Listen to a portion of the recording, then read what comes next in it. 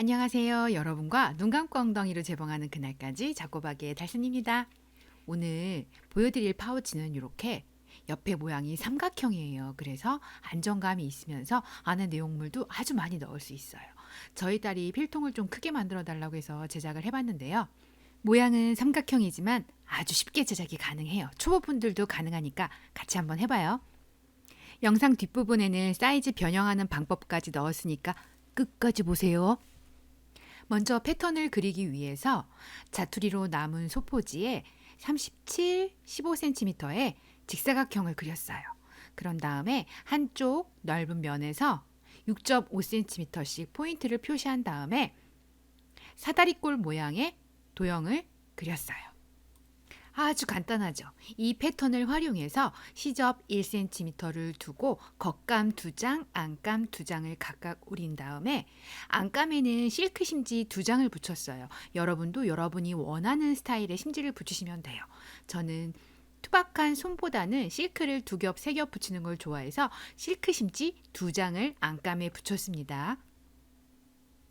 심지 작업이 끝난 안감 2장과 겉감 2장, 여기에 23cm 지퍼를 사용할 거예요. 오늘은 롤 지퍼가 아닌 완제품 지퍼를 사용할 거예요. 23cm 지퍼인데요. 각각의 상지가 있는 부분의 길이가 지퍼의 길이를 결정해요.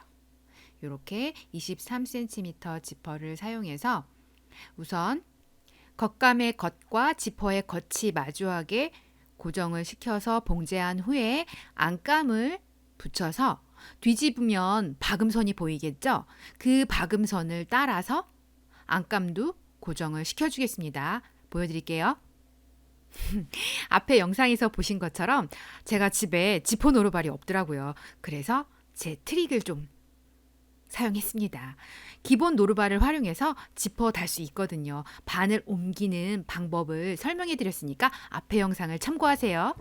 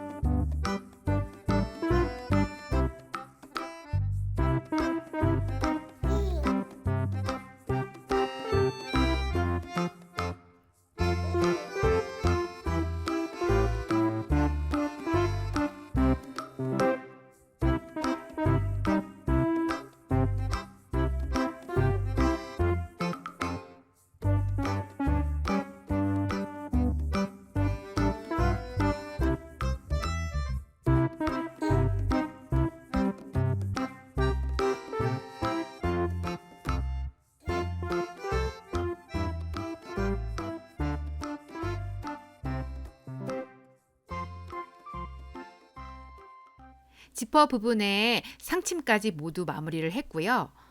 이제 겉감은 겉감끼리, 안감은 안감끼리 바닥 부분을 봉제할 거예요. 그리고 안감에는 창구멍을 남겨둘 거예요.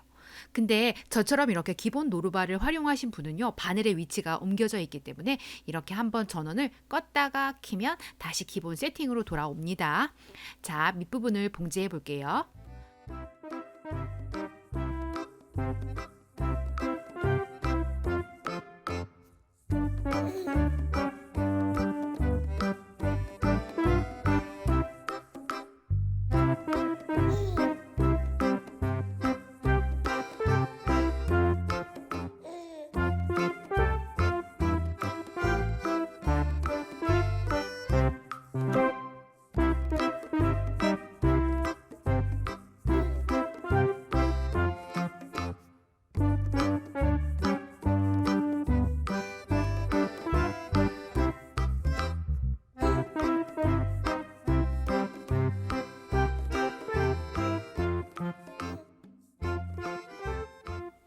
오늘 만드는 이 파우치의 가장 핵심이 되는 부분이에요.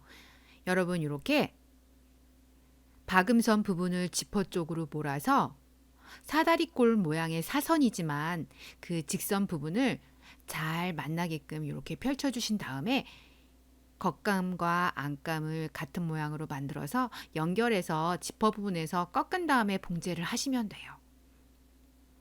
이렇게 박은 부분을 지퍼 쪽으로 몰아서 이런 모양이 나오겠죠? 그 부분이 사선이기 때문에 이 부분을 봉제하실 때 지퍼를 기준으로 해서 이렇게 각을 주면서 봉제하시면 돼요. 반대편도 같은 방법으로 안쪽으로 넣은 다음에 연결해서 봉제해 볼게요.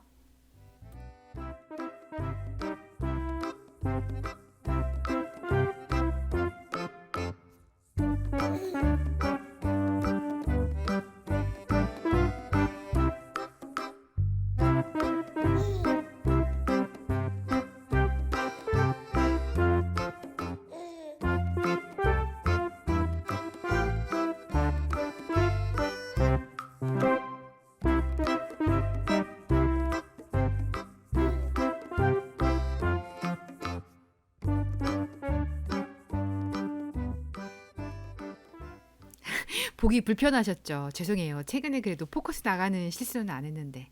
이렇게 겉감과 안감의 시접 부분이 만나서 삼각형 모양을 만들기 때문에요. 지금 봉제한 이 부분은 시접을 최대한 많이 오려주세요. 터지지 않을 만큼.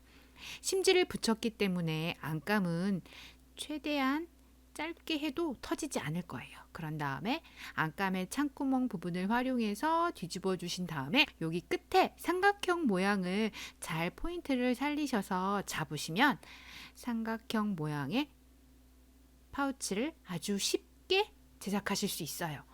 필통으로 딱이에요. 그리고 오늘의 보너스 패턴입니다. 오늘 제작한 이 사다리 모양의 패턴은요. 높이를 얼만큼 하느냐, 사선의 기울기를 얼만큼 하느냐에 따라서 삼각형과 필통의 모양이 변형이 일어나요. 제가 한번 보여드릴게요. 위에 지퍼 달리는 부분을 1cm 안으로 넣었어요. 그리고 재단할 때 따로 시접을 넣지 않았어요. 그러면 이렇게 작은 사이즈의 필통이 나오는데요. 원래 저는 이 사이즈가 딱 좋더라고요. 어렵지 않아요. 여러분도 여러분만의 사이즈로 변형해 보세요. 감사합니다.